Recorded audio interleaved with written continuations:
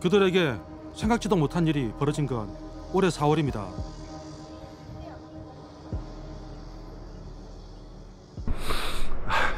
황당하죠. 이제 황당하죠. 이제 지금은 도대체 어떻게 해야 될지도 모르는 상황이라서 이거를 그냥 좀 넉넉히 볼 수밖에 없네요. 지금. 신랑도 거의 1년에 거의 한 4-5번밖에 안 쉬면서 일을 하면서 아파트 납입 아파트 대금을 버냐고 되게 힘써왔기 때문에 그 무너졌을 때 그 충격은 정말 다른 입주민들도 마찬가지겠지만 굉장히 많이 컸고요. 처음엔 소식을 듣고도 믿을 수 없었다는 입주 예정자들. 그도 그럴 것이 짓고 있던 아파트 지하 주차장이 무너져 내린 겁니다. 뭐라고 표현을 못할 것 같아요. 지금도 말을 잘 못하겠어요, 사실은. 천만다행으로 주말 밤 시간대라 인명피해는 없었다는데요. 그러나 붕괴된 지하주차장 상부에 놀이터가 조성되고 있었다는 사실이 알려지며 분노가 들끓습니다. 주차장으로 많이 알려져 있는데 거기는 아기들 놀이터였고 여기는 신혼부부들이 특히 많아가지고 아기들이 진짜 너무 많단 말이에요. 그 부분이 무너졌다고 하니까 우리가 입주했을 때 아기들이 놀다가 그렇게 됐으면 진짜 큰일 났겠다. 입주 전에 아무도 다치지 않고 그냥 무너진 게 건설사는 감사하게 생각해야 돼요. 입주 예정자들은 붕괴 원인을 듣고는 다시 한번 두기를 의심합니다.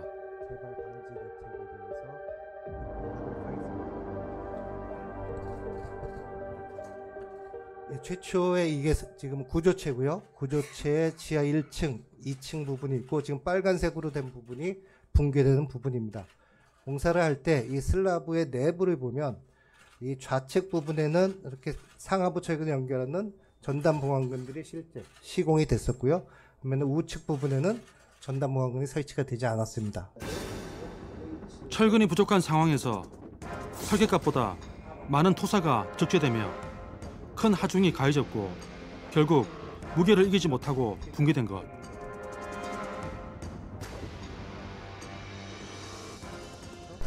사고 원인이 이제 철근 누락이라고 들었는데요. 이 소식을 들으셨을 때 어떤 심정이셨어요? 대한민국 아파트의 부실 공사나 이제 입주하고 나서도 이제 하자 발생하는 걸 너무 잘 알고 있어가지고 완벽하게 지어질 거라고는 사실 기대하지는 않았었어요. 그 정도는 감안하고 사실 저희도 입주 아파트를 분양을 받자라는 거를 결정했었기 때문에 그렇다고 하더라도 이 정도일 거라고는 진짜 상상도 못했었죠. 공기업인 LH를 믿고 한 계약이었기에 입주 예정자들의 배신감은 더 컸다고 합니다.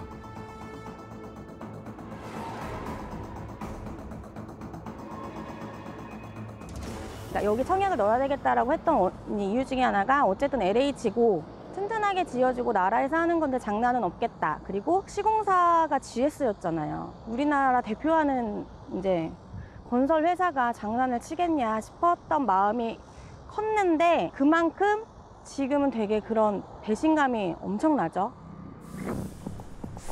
이 사고로 올해 12월부터 시작될 입주도 연기됐습니다.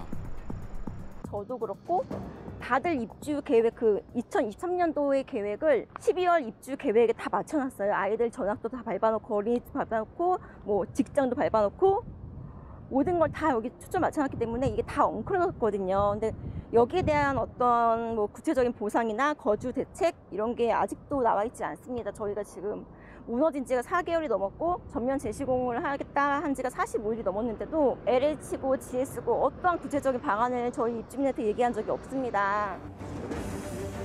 이들은 여전히 남은 불안감은 둘째치고 당장 앞으로 지낼 곳이 걱정입니다. 지금 입주민들이 사측이 요구하는 가장 시급한 문제는 어떤 게 있을까요? 거주 지원이요. 거주 지원 대책이요. 당장 이사를 나가야 되는 사람들이 많은데 그거에 대해서 아직까지 아무것도 나오지 않고 있어요. 그런데 철근 누락 아파트는 그게 끝이 아니었습니다.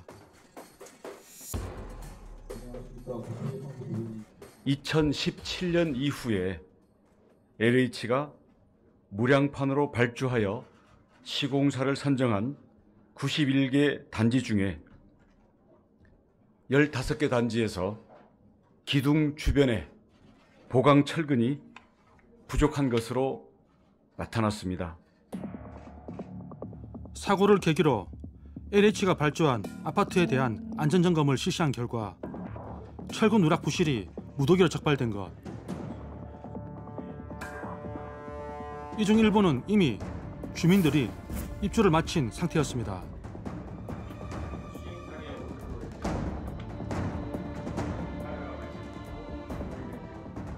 여러분들께 심려를 끼쳐드린 점에 대해서 LH를 맡고 있는 사장으로서 대단히 죄송스럽다는 말씀을 드립니다. 추가로 드러난 곳까지 더하면 현재까지 무량판 구조 주차장에 철근이 누락된 LH 아파트 단지는 20개 단지로 확인됩니다. 이익을 위해서 수익을 내기 위해서 아파트를 짓는 거겠지만 그것보다 여기는 사람이 사는 데라는 걸 먼저 좀 생각해서 안전을 가장 먼저 해주셔야 될 것 같아요. 내가 살 집이라면, 내 가족이 들어갈 집이라면이라고 생각을 조금 더 하셔서 튼튼하고 안전하게 그거를 좀 해주셨으면 좋겠어요. 한국토지주택공사 LH에서 지은 아파트에서 철근이 대거 빠졌다는 소식은 충격을 넘어 황당하기까지 합니다. 공사 현장에서 철근을 덜 넣어서 사고가 났다는 얘기는 수십 년 전에나 들었던 얘기로 알고 있었는데요. 2023년 현재도 버젓이 일어나고 있습니다. 건설업계에서는 이번 조사 결과를 두고 터질게 터졌다는 반응이 나오고 있습니다. 이번에 드러난 철근 누락 사태는 들어가야 할 철근을 빼돌려 돈을 챙기는 이전 사례들과는 좀 다릅니다. 안녕하십니까. TV에서 나와서 네. 촬영 감사합니다. 네, 반갑습니다. 김영민입니다. 네, 주영석 PD. 네. LH 아파트에서 대거 누락된 철근의 정확한 용어는 전단 보강근입니다.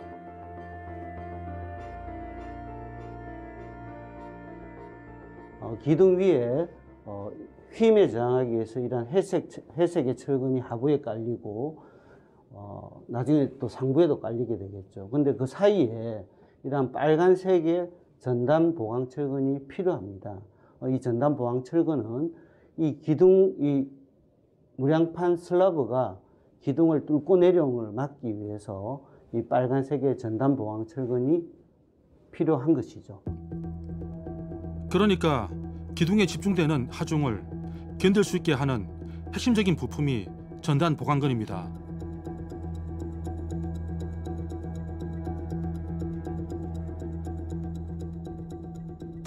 저 빨간색 저 철근이 없으면 구멍이 뚫리는 펀칭, 저 전단 철근이라는 말이, 전단이라는 말은 두방향 전단이라고 해서 전단에 의해서 부서지는 겁니다. 그런데 전단은 어떤 그 파괴 현상이 있냐면 급격하게 일어납니다. 전조 증상이 없는 거죠. 인천 검단 같은 경우에는 거의 1분 안에 다 쏟아져 내리지 않습니까? 이렇게 중요한 전단 보강근은 어쩌다 누락이 된 걸까? 주요 공정별로 살펴보겠습니다. 이번에 그렇게 철근 누락 사건에서 먼저 설계 단계입니다. 철근이 들어가야 할 154개 기둥에서 철근이 모두 빠진 걸로 확인된 경기도의 이 아파트 단지. 조사 결과 하중을 버티기 위한 기둥에 얼마나 전단 보강근을 넣어야 하는지 계산을 누락한 것으로 나타났는데요. 구조 계산 자체를 안 했거나 잘못 계산했을 수 있다는 얘기입니다. 설계 도면 자체가 잘못되면은 감리든 누구든 그건 찾아낼 방법이 없거든요. 현장에서는 공사 도면 그대로 공사를 하는 거기 때문에 설계 도면 자체, 특히 구조 설계는 절대로 실수하면 안 되는 영역입니다. 그래서 이번 경우가 발생했다는 거는 국민들이 조금 이제는 뭐 LH뿐만이 아니라 이런 대기업들까지도 이런 현상이 나타났다는 거는 정말 좀 조금 우려할 사항이죠. 제대로 구조 계산을 해 설계에 반영했지만 시공 과정에서 누락되는 경우도 있었습니다. 붕괴된 인천검단 지하주차장의 평면도를 살펴보겠습니다.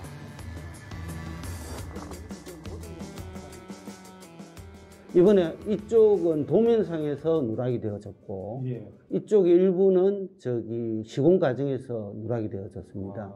그럼 여기에 보시면 어디에 전단 보강하라는 표시를 못 찾지 않습니까? 이게 여기에 표현되어져 있지 않고 다른 도면 바로 직전 도면을 보시면 바로 위에를 지지하는 이 하부 기둥에다가 V라고 표현되어 있죠. 여기에는 V가 없죠. 없습니다.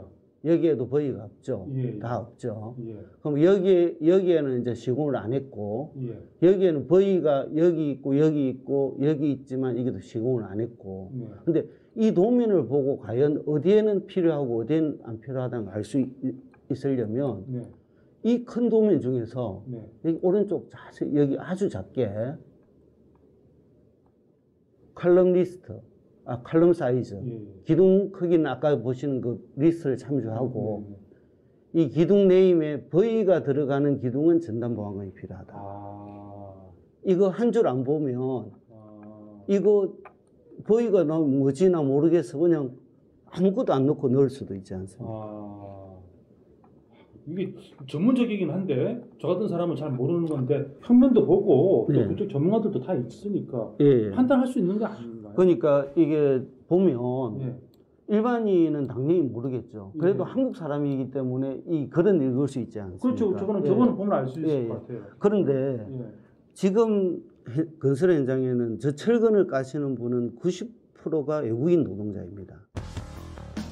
마지막으로 공사 현장을 관리 감독해야 할 감리도 제대로 작동하지 않은 걸로 보입니다. 설계, 시공, 감리 전 단계에 걸쳐 부실이 있었다는 겁니다.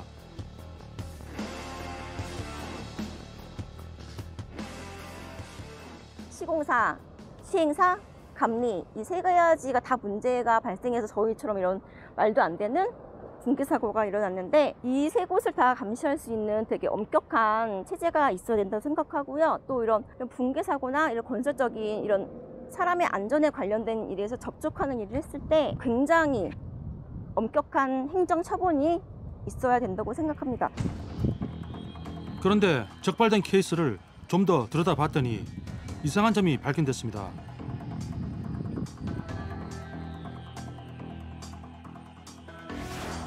앞서 154개 전단 보강근이 모두 빠진 것으로 확인된 경기도 양주 회천의 건설 현장.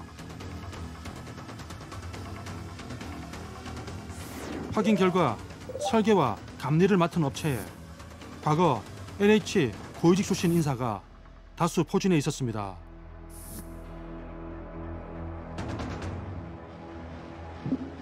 이 중 창업자가 LH 공공주택 사업총괄 출신인 이곳은 양주해천 외에도 보강철근이 누락된 아파트 3곳의 설계와 감리를 맡았습니다.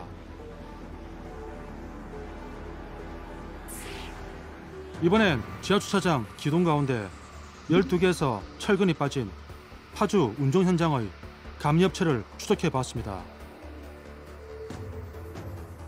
역시 LH 출신이 대표와 부회장 같은 핵심 주요 보직을 맡고 있었습니다. 이처럼 전단 보강근이 누락된 아파트 관련 업체엔 LH 퇴직자들이 고위급 인원으로 있거나 혹은 근무했던 것으로 확인됐는데요. 우연일치일까요?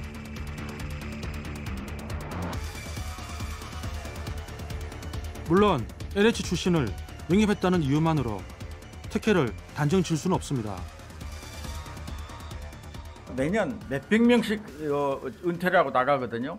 이 사람들이 전부 집에 있지 않는 한 어느 곳에 있는데 이 사람들이 갈 수 있는 곳이 건설사, 설계사, 감리 뭐 이런 곳으로 다 빠져나가게 돼 있습니다.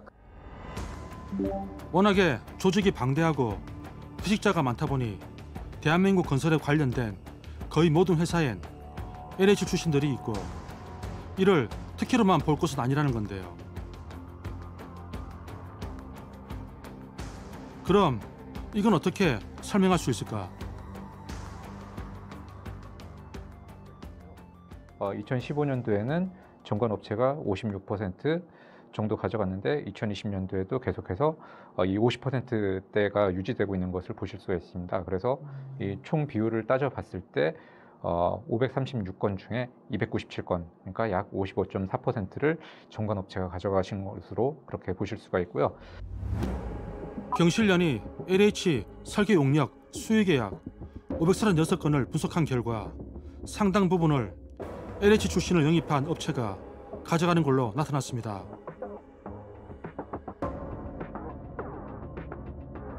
수의 계약 상위 10개사의 전체 계약 금액의 40%가량이 집중되어 있습니다. 10개사 모두 정관 영입 업체입니다. 이 수의계약이라고 하는 것 자체가 경쟁을 거치지 않고 계약을 체결하는 방식이기 때문에 경우에 따라서는 그 자체만으로도 굉장히 논란이 생길 수가 있습니다. 그렇기 때문에 이번 계기를 통해서 수의계약이 제대로 된 절차를 통해서 이루어졌는지도 한번 들여다볼 필요가 있을 것 같습니다. 이번엔 경쟁 입찰 방식을 살펴보겠습니다. 네, 경쟁 입찰은 최소 2개의 업체가 입찰에 참가를 해야지만 그 입찰이 성립이 됩니다. 그런데 공교롭게도 2개 업체가 참여한 건수가 대부분을 차지하고 있는 것을 이 그림상으로도 보실 수가 있습니다. 근데 우리나라 건축 업체가 굉장히 수천 개 이상이 되는 것을 감안해 봤을 때 이 용역에 단 2개 업체만 참가를 한다는 것은 사실 좀 의아한 부분이라고밖에 볼 수가 없거든요. 하물며 이렇게 대부분을 차지한다는 것은 입찰 담합이 이루어지고 있는 것이 아닌가라는 의혹을 제기해 볼 수밖에 없을 것 같습니다. 2개 업체의 입찰 경향이 특히 두드러진 건 종합심사 낙찰제 사업입니다. 최근 기자님들 잘 아시겠지만 얼마 전부터 해서 유능한 사기업에 있는 유능한 인재들을 공기업에서 스카웃한 적이 본 적이 있었습니까? 아마 없었을 겁니다. 거의 없었을 겁니다. 그 이유는 뭐냐면 기술평가 80에 대한 부분이 좀 관건이라고 볼 수가 있는데요. 대부분 우리나라의 업체들이 기술력이 비슷비슷한 경우가 많거든요. 그렇다 보니까 이 기술을 평가하는 심사위원회 주관적인 평가가 굉장히 좀 심사 결과를 좌우하게 되는 경우가 생길 수가 있는 것입니다. 이 부분에 대해서 백혜원 즉 평가위원이 정성적 평가를 어떻게 주느냐에 따라 특정 업체가 낙찰에 유리해질 수 있다는 건데요. 이때 정관들이 로비력을 발휘한다는 것. 중심제가 아니더라도 통상 공공주택 건설에서 LH가 설계, 시공, 감리업체를 모두 선정하는 구조인 점을 감안하면 기업들로선 발주처에 영향력을 행사할 수 있는 사람들을 영입할 수밖에 없다 증언합니다. 전관을 모셔오면은 용역 수주하는데 유리하더라. 또 수의계약도 가능하더라. 이렇게 만들어져 있기 때문에 그러니까 업체들도 솔직히 조금 그 전관이라는 분들 모셔와야 되는 거거든요. 비싼 돈에. 네, 그런 게 생길 수밖에 없는 거예요. 그러니까 아예 그걸 못하게 공정 경쟁하게 해버리면 되는 거죠. 그러니까 조금 그런 부분에 있어서는 무조건 공공연한 비밀이 아니라 이쪽 업계는 다 알고 있는 거예요. 네, 다 알고 있어요. 많이 알고 있는 거예요. 때문에 이번 철근 누락 사태 또한 LH 투자자들이 연관된 설계, 감리업체들이 LH가 발주한 사업 다수를 따냈고 이권으로 관계가 얽히면서 대규모 부실 공사의 원인이 된 게 아니냐는 지적이 일고 있습니다. 바로 건설 이권 카르텔입니다. 우리 정부는 반카르텔 정부입니다. 특히 국민 안전을 도외시한 이권 카르텔은 반드시 깨부숴야 합니다. 현재 이 부분에 대한 수사가 진행 중입니다. 설계, 시공, 그리고 감리와 관련된 업체 74개 업체에 대해서 일단은 수사 의뢰했습니다. 대규모 철근 누락 발표 이후 체결한 정관업체들과의 용역 계약도 전격 해지하기로 했습니다. 법적인 문제는 분명히 있을 수 있습니다. LH 입장에서는 전관의 고리를 이번 기회에 어떻든 단절하겠다는 단호한 의지의 표현으로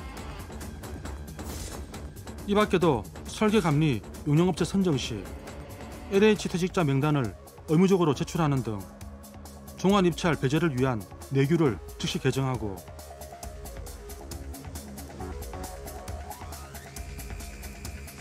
기재부와 협의해 정관업체가 설계나 감리 용역에 참여하는 것을 원천 배제하는 방안도 추진하기로 했습니다.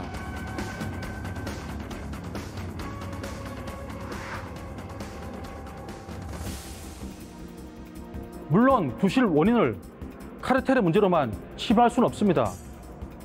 촉박한 공사 기간과 고령화된 현장 인력 등 안전을 위협하는 여러 요인들이 수십 년째 얽혀있기 때문인데요.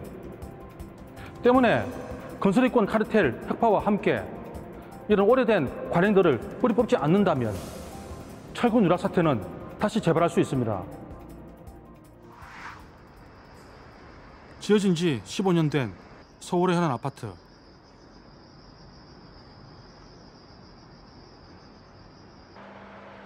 김지영 씨는 아까부터 주차장을 서성이는 중입니다.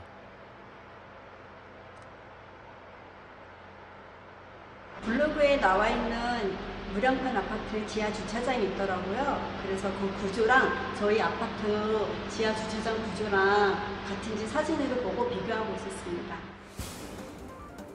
아파트에 거주한 지는 오래됐지만 무슨 구조일까 하는 생각은 한 번도 해본 적이 없습니다.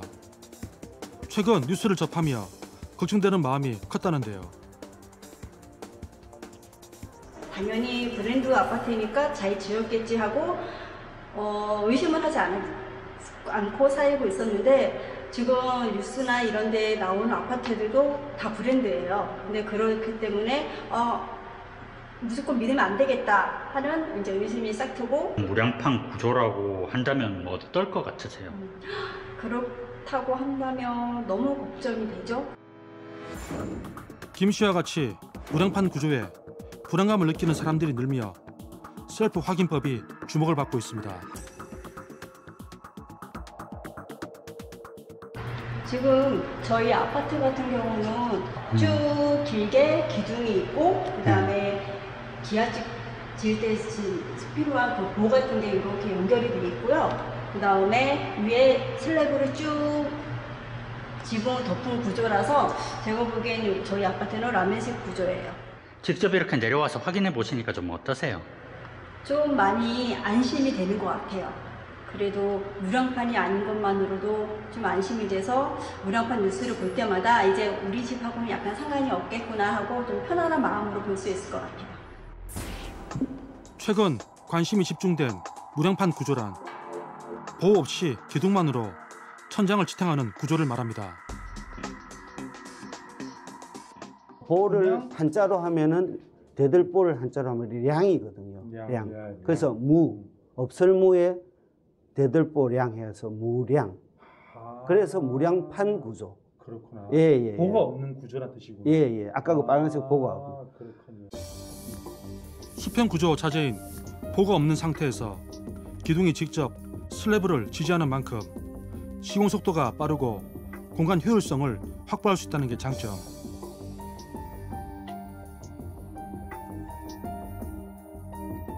이런 무량판 구조는 크게 주두 같은 별도의 구조가 존재하는 방식과 기둥과 슬래브가 바로 접합하는 방식으로 나뉩니다.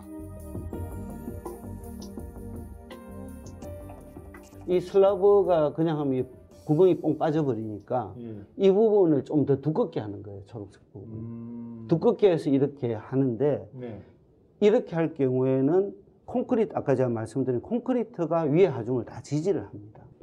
이것마저도 기둥을 치고 여기 거푸집을 또 짜야 되고 위에 그 탓을 하려면 상당히 시간이 많이 걸리고 좀 작업량이 많아지겠죠. 그래서 나온 게 이 주두를 없애고 바로 나온 게 이번에 무량판. 이번에 하는 무량판인 거죠. 이 방식의 무량판은 기둥만으로만 천장을 받치다 보니 뚫림 전단, 즉 펀칭 현상이 발생할 수 있는데요. 이로 인한 대표적인 사고가 1995년 있었던 삼풍백화점 붕괴 사고입니다.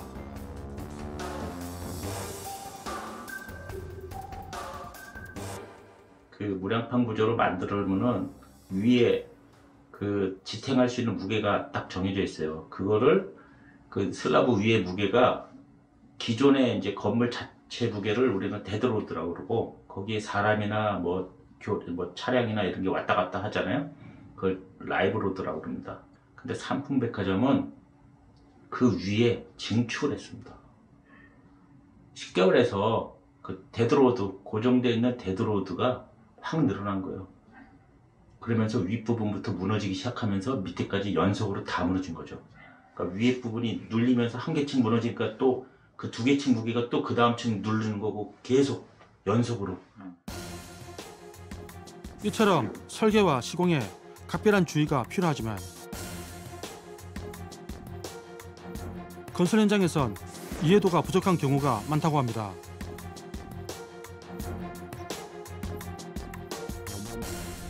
전문가들은 무량판 구조 자체는 문제가 없는 방식인 만큼 지금보다 더 철저한 관리 감독이 필요하다고 지적합니다.